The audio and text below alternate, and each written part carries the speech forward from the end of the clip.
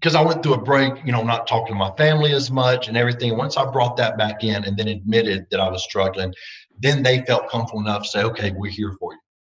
You know what I mean? The hardest thing I went through was just admitting I was struggling.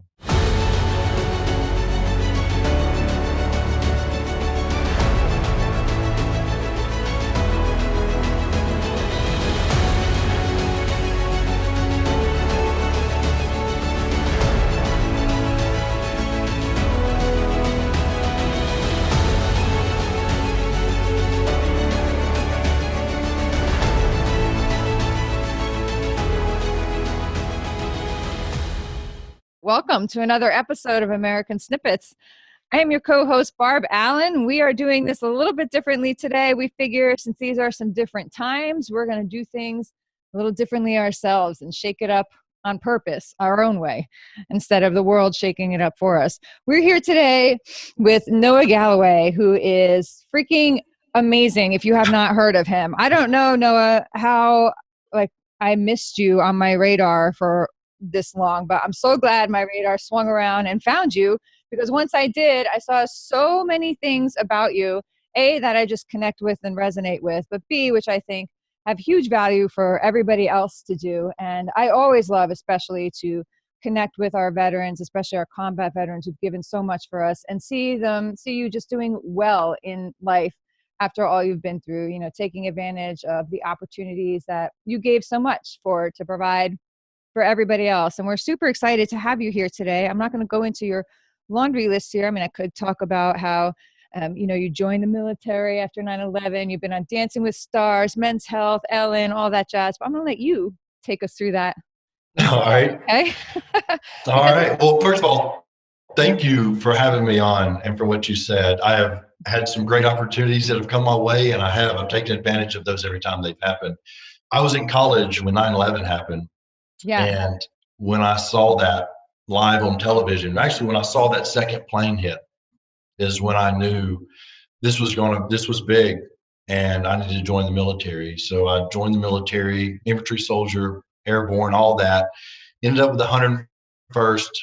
General Petraeus was our division commander in 2003 when we invaded Iraq, and I went back in 2005 for my second appointment, and was hit by a roadside bomb and lost my left arm above the elbow, my left leg above the knee. Some severe injuries to my right leg and right hand. My jaw was shattered, but all that was fixed. And I did go through a lot of struggles and depression. I've been very open and honest about talking, sharing with people. I wrote a book, Living with No Excuses, and I talk a lot about that depression that I went through and struggles I made and bad decisions I made. But I had my 3 kids that I credit for changing who I was, wanting to be a better person, get in better shape, started running races, obstacle course races, marathons. That landed me the cover of Men's Health. That took me to Ellen, and from Ellen, all these TV shows wanted me, and I kept turning them down. Survivor, another show wanted me. I didn't want to leave my kids for that long. Yeah. This was 5 years ago. They're even younger than they are now. They're 10, 12, and 15 now, but they're all 5 years younger. And I turned all those shows down. And then Dancing with the Stars called and wanted to put me in a house in LA. And I was like, I can't do it. I can't leave the state for that long here in Alabama. And they adjusted to that, and the dancer moved to Birmingham, and this is where we rehearsed all week and flew back and forth to the live show. And here I am today. And here you are today. Well, that was a great summary, and then it begs like about 900 million questions, but I'll just pull some of the relevant ones. Okay. So I'm a mom now. I have 4 boys, and they're 21, 20, 18, and 16. So it's like a different age for me. I raised them on my own. My husband died in Iraq in 2005. So I used to just relate to like being a wife and wondering, like, having my husband go. But now when I talk to people like you, and you're like, I was 20 years old and I saw this decision, now I'm like, oh my God, that's my son. I see, like, I'm looking at it differently from a different lens. And I'm wondering, like, what did your family say when you're like, hey, I know I'm in college, but I'm just going to leave college and join the military in the most dangerous time? Yeah. Well, see, before that happened, my mother is a military brat, and she was always telling me that that I should join the military, Okay. that I would enjoy it. And I was like, I don't think so. Because everyone has this idea of the military because they've seen movies. And it's not, I mean, everyday life when you're in active duty, you got other things you do. But I didn't see myself fitting in that world. My uncle is a Vietnam veteran that was a paratrooper. And so he always told me to go airborne infantry if I ever joined the military. So when this moment happened and I knew there was a good possibility we were going to war, well, then suddenly I saw a reason to go in. Well, then, my mom, who was always wanting me to go in the military, she was proud, but she was terrified. I remember we couldn't leave Fort Campbell that Christmas before we invaded Iraq. So my parents came to visit me, and me and my mom just went on a drive by ourselves. And I made sure to tell her that I made this decision, that no matter what happens to me, I chose it. We got emotional and everything was good. And, so they were nervous, but it was also something they knew that I would fit into it when I got there. I loved it. I had to call my mom and apologize for not joining sooner. Wow. I'm just picturing that drive again. Like, it's tough. It's tough. I don't from a think. mother, Yeah.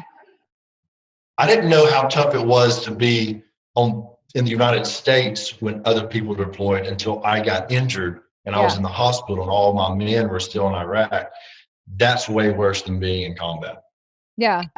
I bet it is emotionally, if you weren't such a slacker, just laying there without an arm and a leg, I think, maybe you wouldn't have let them go back on your own. I mean, Jesus. So, I mean, do you ever look back? I can imagine like waking up on Christmas of all days to find out, because you had no idea what happened to you. Like you just woke up like Merry Christmas and not so much. But I mean, are you able to look back? Do you look back now at all and still like, man, that sucked? Or you're like, well, that really was a pretty good gift that I woke up on Christmas. Like, Well, how do you? So two things happened. One, I don't remember any of it.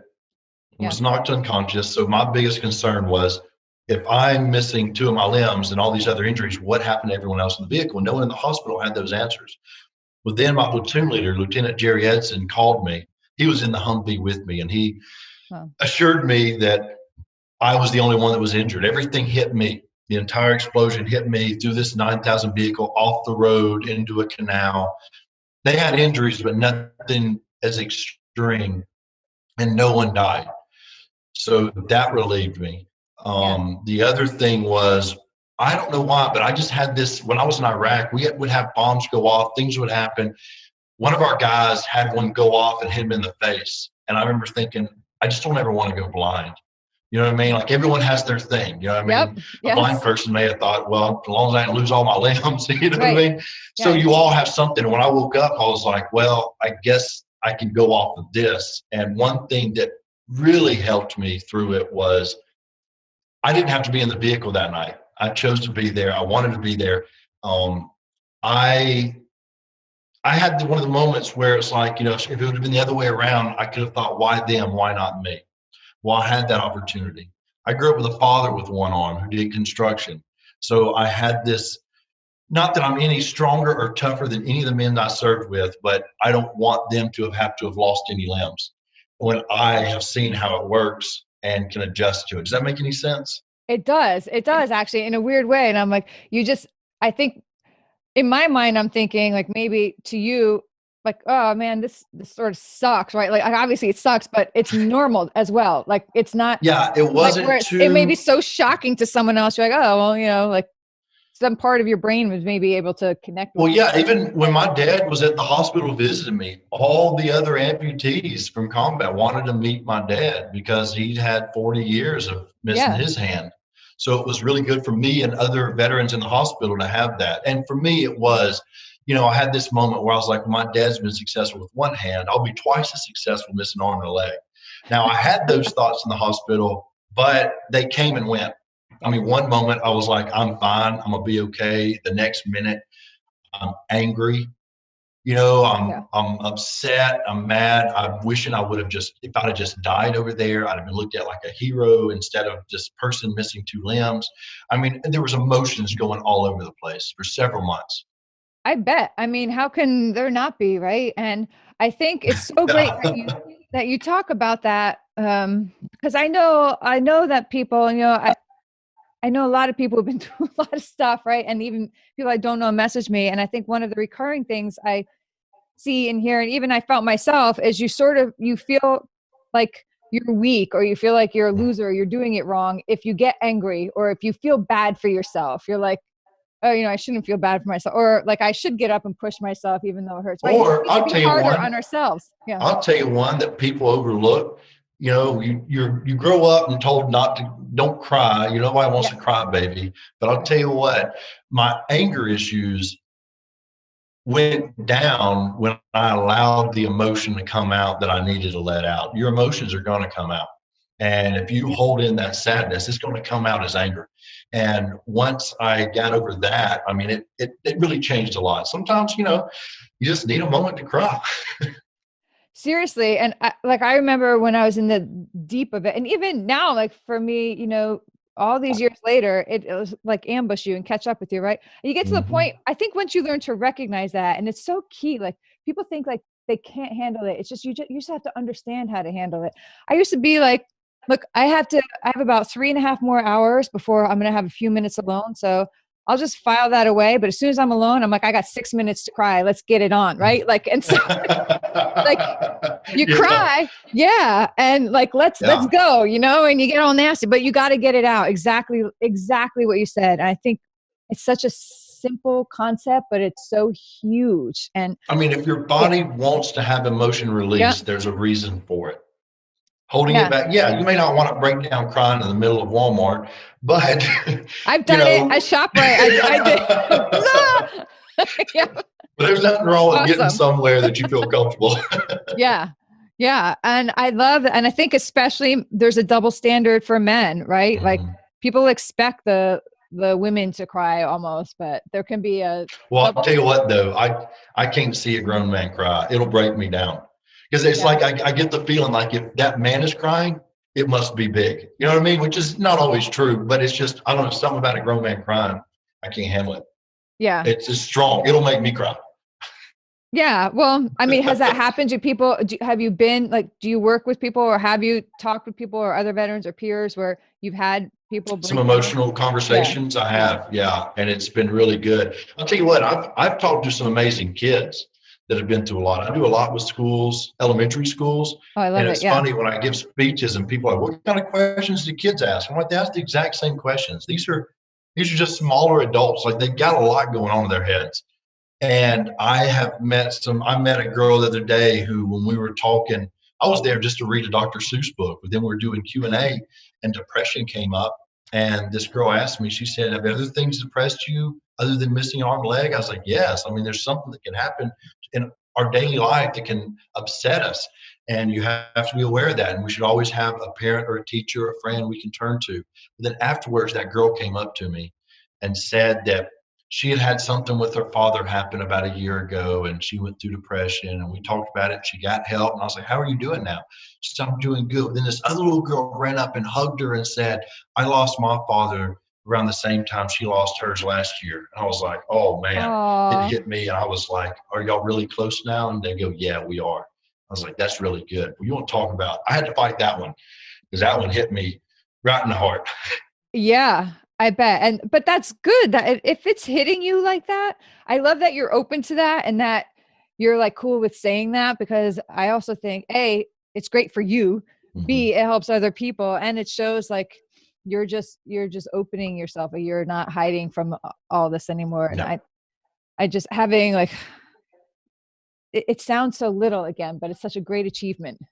I think. Well, I know, I've always appreciated people that were comfortable enough to share their dark times, because, those things help me, they help other people.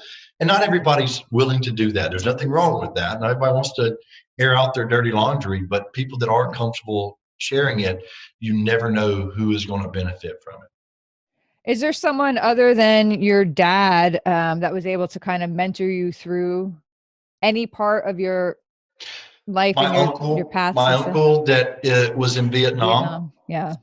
He and I became really close, just talking about different things and sharing different stories or how we feel about things. He's been really good for me in that sense.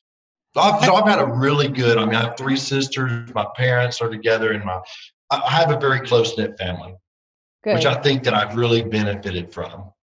Yeah, I bet. I bet. Do me a favor and thank your uncle for me and tell him welcome home.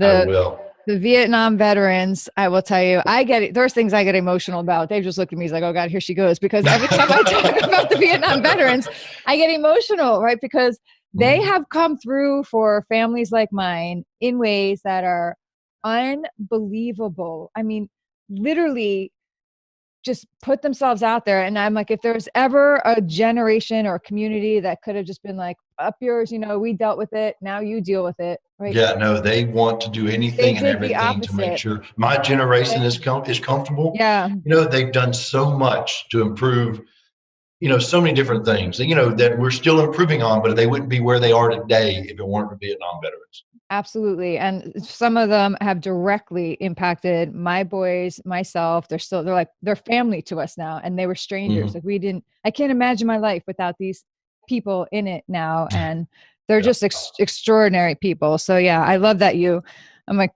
when you said you had an Uncle Vietnam vet, I'm like, oh, he's good. He's got that mentor, because I know what they're like. I know, like they're not going to let you go down, right? Mhm. All right. So was there something that somebody said to you at any point, like through your path here, that was like particularly helpful to you, like that kind of got through? Well, so there were several things that happened, but the biggest moment I had in my life was, so I'm going through this depression. I'm not living a good life. I'm just not anybody that I would be hanging around with today.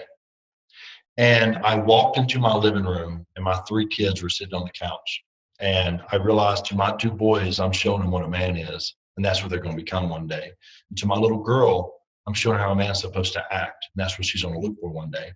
So that terrified me. And I knew I had to make a change. Now, it didn't happen immediately, but every time I would screw up and fall flat on my face, my first thought was my kids. And that was my motivation to get up and go further, push harder, and things just got better and better and better. So no, my children, I owe everything to, because they keep me motivated, they keep me grounded, and they have done so much for me that they'll probably never realize.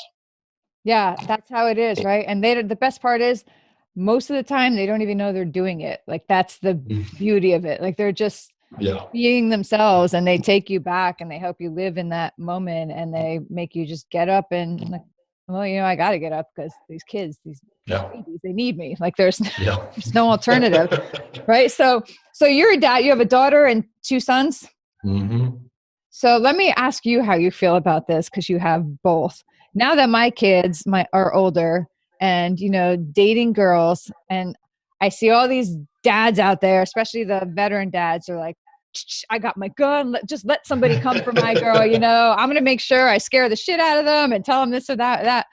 How do you feel about that? Because you got both, right? You're the dad with this that's going to have a boy pick your girl up for a date one day, and you're the dad whose sons are going to go get picked up. Like, Yeah. what if they go pick up a girl? Like, where are you at that?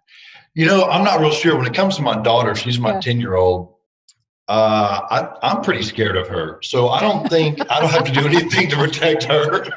That's great. That's great. My boy is like, they're at the age now, 12 and 15, that they have girlfriends.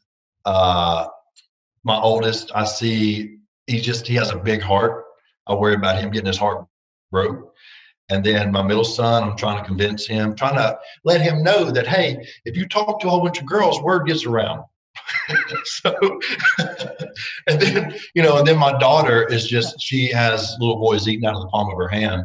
So I haven't really, because They're not there yet. she's not dating yet. Yeah. I guess I can joke about it. I don't know what I'm going to do when she gets a little older.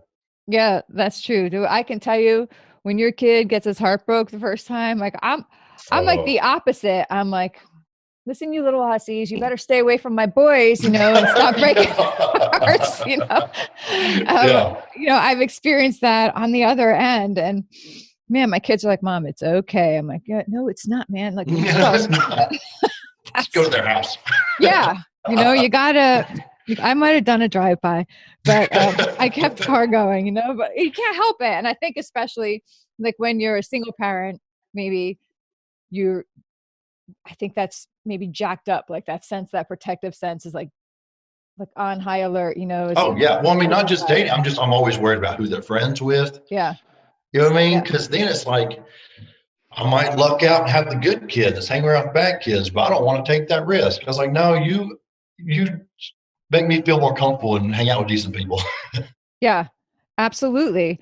All right. So now I got to ask you just a question that popped into my head when I was, doing my research on you, and I watched the clip on Ellen and I saw her like, all right, man, can you do 20 push-ups in 20 seconds? I think she gave like, Yeah. I got to know, like, did you know she was going to do that? And what was your, like, 20 push-ups in 20 seconds. I don't know. I think she talked to someone on my team probably to make sure I could do push-ups. And they're like, yeah, he's got it. Oh, The man, great way to thing put was, the guy on the spot, man. yeah. Well, she had asked me, or her team was trying to find out for my team what it is I wanted. I mean, she was willing to buy me a car, whatever I needed. And I was like, I'm good. Like, I'm good. And then I asked, well, if she wants to give, donate to my charity, because then it'll go to these good things. So that's what she did. As you saw from the clip, she donated $10,000 to my charitable fund. So that money went to great use with veterans and my local YMCA. But yeah, the push-ups weren't a challenge at all. All right. That's good. So now that you brought that up, that was on my list to talk to you about. Your nonprofit, your charity. Can you tell us about that and how you started it, why you started it? Yeah, so it's a charitable fund right now. I've looked into possibly making it its own entity, but right now it's a third party that runs it. I saw too many organizations that claimed to be doing what they said they were doing, but they weren't. And it just always bothered me. So then when I came across good organizations, instead of putting all my effort into trying to battle these bad guys, I was like, no, let's build up the good guys. And so my charitable fund donates to my local YMCA, the youth programs there. Enduring Warrior that's out of Richmond, but they all over the country run races, injured veterans, and homes for our troops. They build handicap accessible homes for injured veterans. So I saw great things in these organizations, and that's just where I've stuck it. Is money goes to those organizations to help what they're doing, because I see that they're doing good things. I love that, and I think that's another smart way to go. There are so many, but even I've seen in the past 10 years, the whole landscape changed. Where 10 years ago, there were only a handful of organizations established to help veterans or families of the fallen. Now there's one popping up everywhere. And there's so many that do the same thing, and they're all competing for the same funds. And a lot of them are great and a lot of them are not great. Right. And so I know a lot of noise out there. And it's hard, I'm because of that. I'm that if I'm at the grocery store and they're like, hey, do you want it to this organization? I always felt like a jerk because I say no, because if I haven't looked up that organization, I am not donating to it. Yeah, I get it. And I'm like, I got comfortable. I had to just tell myself, I'm like, look, I am this degree of an asshole and I got to just own it. Right. Like, yeah. And I'm okay. I'm like, if I know that it's with a purpose, I'm there too, because I've seen it abused, and I've seen people abuse like our families for their own personal gain. And I'm very protective of the people that these organizations are professing to serve. And so for that reason, I'm comfortable now saying, but maybe I'm from New York too. Like, you guys are much nicer. Yeah, no, in Alabama, it's always like, I have to try to no, like Noah Galloway said no. I try to redirect the conversation. That's great. That is excellent. All right. So all of these things started to happen to you, it feels like, after you made the cover of Men's Health. So how did Men's Health, did you just get a call one day? Like, while you're... No, so they Men's Health had always had a celebrity on the cover. And they Yeah. decided for the first time ever, they wanted someone who wasn't a celebrity, and they wanted to find the ultimate guy. So they did 1,300 people entered, and I entered it a month late and shot to first place. And then the judges kind of went back and forth on whether or not, then they started narrowing down the field to 150 and then 10. And I was only one of the top 10 that was in the original online top 10, because the online voting only made up 10% of the decision. So I was like, well, I'm not going to make it. Then it narrowed down to 3. 3 of us went to New York, did a photo shoot, left, came back a month later, live on the Today Show. They announced the winner, and I made it. And it was the first issue that they ever had a veteran, ever had an amputee. They won all kind of awards. And within a couple of days is when Ellen's people called me and said, look, we want you, but you can't do any more interviews between now and next week. And I was like, okay, because I knew, like, Ellen, this is where you want to be. Yeah. You know, and everybody said, if you go on Ellen, you're set. And so I go on there, and as soon as that episode aired, everyone started calling me. And then I was turning them down because I was trying to be protective of the kids, and I never thought anything would stick. And when Dancing with the Stars called, I told them I've heard of their show. I'd never seen it. And they're like, do you dance? I'm like, no. So they were like, well, we want you. And then when I told them I couldn't leave the state for that long, they were like, all right. So they sent Shauna Burgess, my dance partner, to Birmingham. We rehearsed, flew back and forth all the time, and ended up doing all 10 weeks and coming in third. In fact, I had the top 2 dances in the history of Dancing with the Stars, the most viewed dances. Wow, who would have ever thought, right? If somebody had told you when you're laying in the hospital at Christmas and you're looking around, if someone had come in and be like, don't worry, Noah, you're going to be Dancing with the Stars. Like, what would you? You know, and it's so crazy, so absurd, isn't it? It's so crazy that I've thought about if I could go back in time and go into my hospital room, I would be afraid to tell myself that, because I credit the struggles I went through into the man I am today. If I hadn't have gone through that depression, if I hadn't have struggled, I wouldn't change any of that, because I have a better appreciation for so many things now. Yeah, it's true. You can come through something, with a fine-tuned sense of gratitude and appreciation, and like the stuff that used to just irritate the crap out of you doesn't so much anymore. Other stuff does instead, right? But so let's talk about your book, Living with No Excuses. And very rarely, back in the day, I used to be able to get everybody's book and like read it before I interviewed them. Fortunately for us, we're interviewing so many people now. I can't keep up. Good. That's a good thing. But I'd still want to get your book and read your book, because the more I even heard you talk about it, I'm like, this is a book that I can like personally gain value from too. So I'm going to do a little backwards and get it. But I want to hear from you about your book. Like, how did you? I don't know how many people come to me after I put my books out. They're like, I've always wanted to write a book, right? I'm like, well, then write the damn book, so how did you do that? So I met a woman, a newscaster out of Atlanta years ago. It was one of my first interviews. She was doing a thing with a NASCAR driver, and he wanted some veterans there. And then she met me, and she's like, you got a pretty interesting story. So we stayed in contact, and then she reached out to me. She did a story on me. And when I read the written part, for some reason, I was like, if I ever do a book, she's going to help me write it. Well, then like 10 years went by, and all this attention happened, like 5 or 6 years. And I met all these other people that were saying, I want to write you a book. I want to write you a book. And I'd kind of just say, okay, I'll let you know. But when the day came, I decided I wanted to do it. I called Rebecca Bayer, and I said, I want you to help me write this. And she was the best choice I made, because awesome. Even if I wasn't in the mood to talk, we'd get on the phone, and she was able to ask the right questions, and I'd just start talking and tell these stories of my childhood, of the military, of being injured, of all these great things, Dancing with the Stars. It was all after Dancing with the Stars. And I credit her in it being a good book, because it's been people have really enjoyed it, because if you ever gone through depression. You don't have to be a veteran. You don't have to have lost an arm or a leg. Or if you know, you're going to see that in some of these chapters. But it's not all depression. I am very open and honest. There is one chapter that's 10 days in the county jail. So I share some things that I'm not proud of, but are part of the story. But then there's also funny stories of my childhood, things about Dancing with the Stars. I really enjoyed it. And in fact, I would like to do another one now because I feel like so much was left out of other stories that I want to share. And it's been a great experience to have written something and people to have read it and reach out to you and know so much about your story.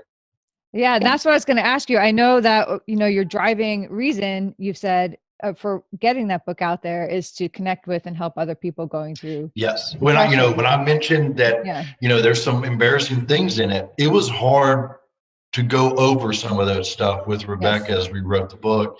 And then the day before the books hit the shelves, I remember I did an interview with someone. Then after we were done, she's like, we're off the record. She said, but I am concerned that you're so worried about this book coming out. I said, because these people that saw me on Dance with the Stars, they like that I'm a Southern gentleman. I was this nice guy. They're going to see a side of me they're not going to like, and they're going to hate me. And then she made me feel better and said, no, you were real. You were honest. She said when she got a copy of the book, she thought it was going to be another, look how great I am. And she said, I didn't do that. And she appreciated it. So she made me feel much better. And that's what people saw in it. I was brutally honest. Yeah, I think you have to be. That's the tack. That's the path I took when I wrote my first one too. And I get it. Like, it's not easy. I put stuff in there that I'm totally ashamed about, and I carry guilt over. But I think if you want somebody to buy into you and to know that you can help them, or you have a message, or to feel your story, you have to be real. You can't just be like, be vulnerable. I woke up on Christmas and I struggled, but then I found my way and everything's great now. Who would relate to, lost arm or leg, went on Men's Health, Dance with the Stars. Yeah.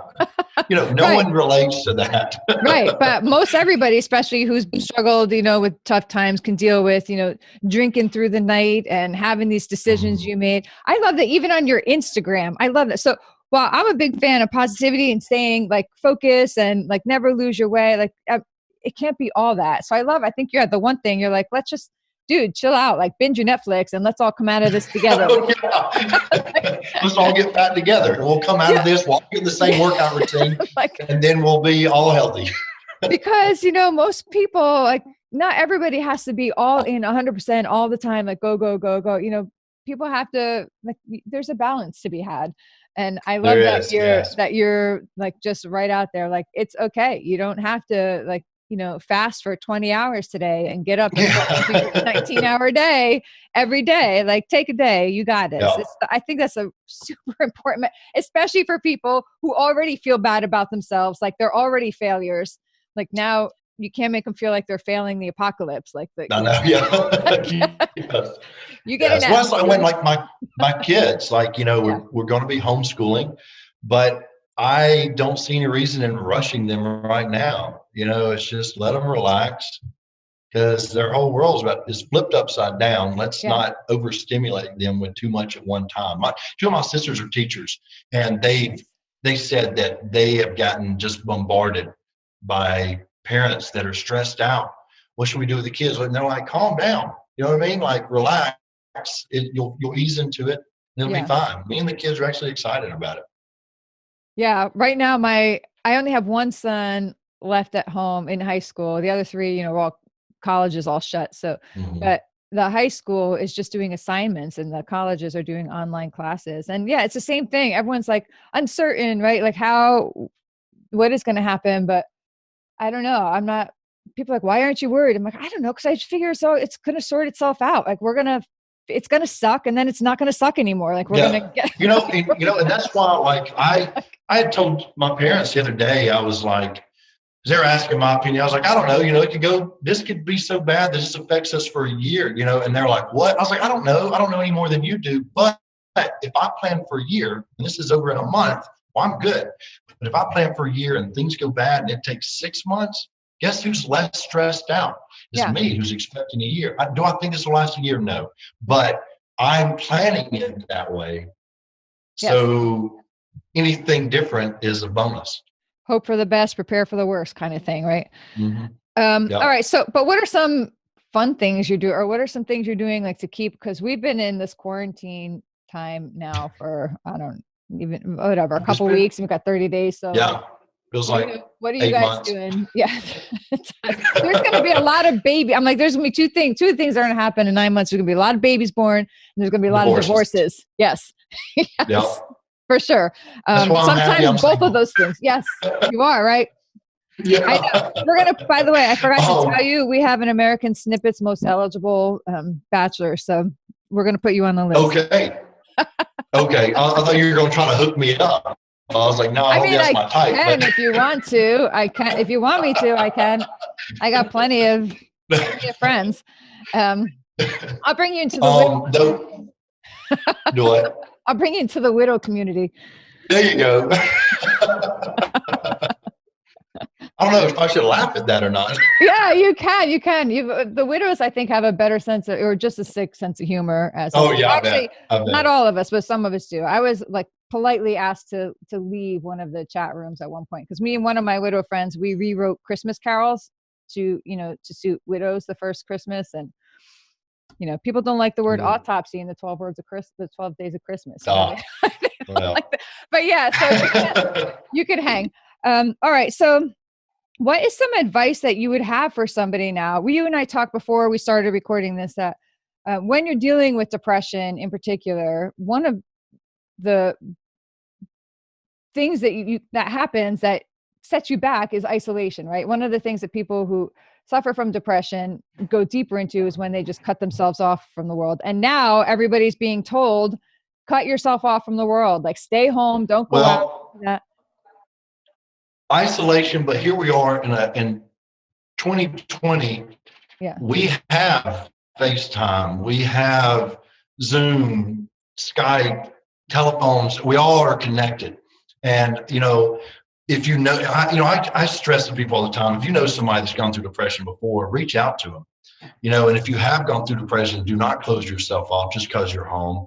Sit outside. Get them, what is it, vitamin D you get from the sun? Don't close yourself off in the bedroom. Make phone calls, connect with people. My mom has said that she's heard more from me in 2 weeks than she does in a year, because I've called them. I answer when she calls now. I don't know what I'm doing, but I just crazy. do it. 3 times I've driven by and told them, hey, just sit out. Y'all come outside. And her and my dad were sitting on the tailgate of his truck. And I just pulled up and sat in my Jeep and talked to him for about an hour. Oh, I love that. Because I do. Yeah. We got to stay in even if we're staying away from everybody, there's no reason we can't connect like we're doing right now. Yeah. And if people are going through depression, there's some good helplines out there that people need to look into. That if they're going through depression, this is a tough time for a lot of people, and we need to be aware of that and check on each other. When you were going through the deepest periods of that, was there something people would say to you, like trying to help, but really just kind of like cut you the wrong way, that just irritated you, that made it? Not that I remember. I think I was convinced I was hiding a lot from everybody, but I wasn't. And I think they weren't real sure how to address it, and I wasn't running around with anybody that really cared if I was getting better. So it's when I got back into, because I went through a break, not talking to my family as much and everything. Once I brought that back in and then admitted that I was struggling, then they felt comfortable enough to say, okay, we're here for you.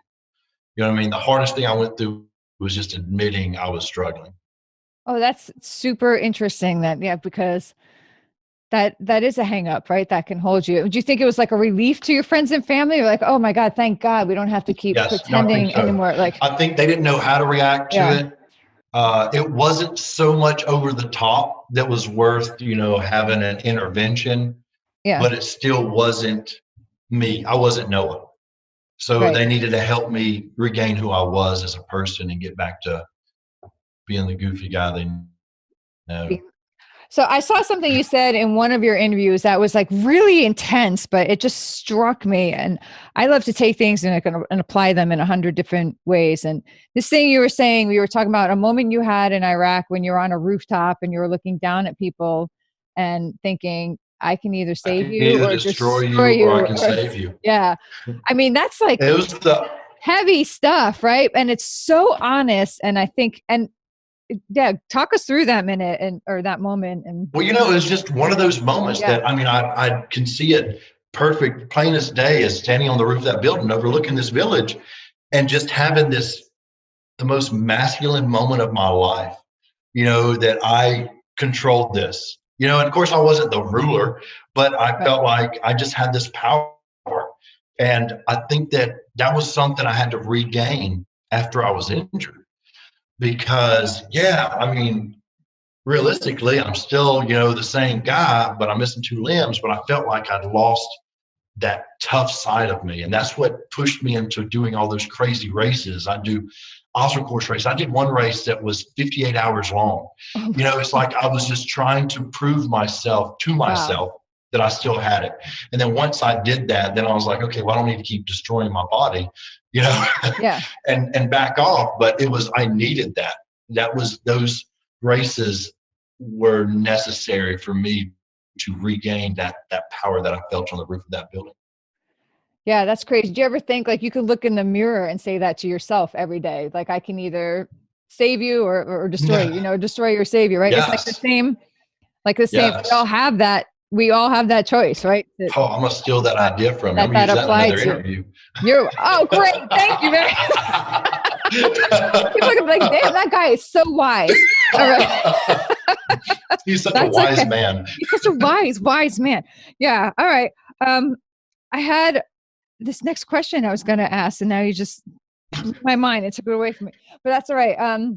So yeah, when you do go do talks, do you stick mostly in schools and with kids, or do you go corporations? Do you go to Oh, yeah. I mean, corporate. professional? I do more corporations than anything Yeah. because I'll talk about, it could be motivational leadership, things like that. In fact, I love the more drastic the changes to the group I'm speaking to. Like if I'm speaking to a corporation, I want to know who they are, what their tagline is for the conference. When I go to schools, what is it they want to get across? If it's universities, I love speaking and sharing my story, especially when I get to share with a group of people that, can benefit from it. And yeah, the speed, they're slightly different when you're speaking to second graders in corporate America, but the same basis to it is the same. Yeah. True. All right. So if there was something that you could like let people in this country, like a message or a feeling that you would like to like give out to your fellow Americans, not like in a political way, but just like Mhm. one person to another. We're all going through, actually globally, we're going through this, right? But No. like what we can do in our countries and our communities, like to You get know, through. I would say the same thing that we've all heard, that things always get better. I think that just like I used to compare to my depression, when I eventually saw the light at the end of the tunnel, then it didn't matter how miserable I was in that tunnel. I had a direction, I had a place to go. And right now, I think people need to concentrate on, hey, here's an opportunity if you're home to start new healthy habits, reconnect with your family, whatever it is you need to do, or, learn to not be too close to each other. Me and my kids had to discuss what it was like to not bug each other. But I think that, yeah, things are going to they're tough right now and they may get worse, but there is always a light at the end of the tunnel. And we need to just keep that in our heads, in our minds, in our hearts, and just keep pushing through what we're going through. And it's bringing people together. Here we are, we're isolating, but I feel like we're coming together. And I love to look at the good things in life. And that's what I see happening. And it makes me feel good. I could not agree more. All right. Here at American Snippets, we started this largely because we wanted to be part of the solution to a problem we saw, which was this country was being overtaken by negativity and divisiveness, right? So we thought we'd bring some helpful messages and positive, powerful, patriotic messages, out the same. Those stories and these people like me and people like you helped me so much. We figured, let's pay that forward and bring you to other people, right? So what's important to us is we believe that the American dream is not dead and distant and a memory, right? We think it's alive and well and everybody has an opportunity to get it. But what we make sure to differentiate, what a lot of people get stuck on, we found, is that they think that we're cramming our idea of the American dream down on them. Like it all has to be the same, one cookie cutter version of the American dream. And once we get people talking, we like to, like, they figure it out, and they realize they can have their own version of the American dream. Yeah. So that leads us, a long-winded wind up, to the question I will ask you, like, what is your version, your idea of the American dream? Well, I mean, my American dream is what I'm living right now. I have 3 incredible children. You know, I have a nice home and a nice neighborhood. I'm not hurting for anything. I mean, I could always have more. You know, I keep saying I eventually want a pool, but I don't have one. But who cares? I'm happy, and I feel like if I were to go back in time and could see my future now, I would be very excited about it. So my American dream is just the family I have, and the country that we're in, and the things that are available. And, you know, of course, right now it's a little different, but we'll get back there. But no, I am happy with where I am. I think I'm living my American dream right now. Awesome. Great. Noah, thank you so much for taking the time to sit down and talk with us today and share your story with our community.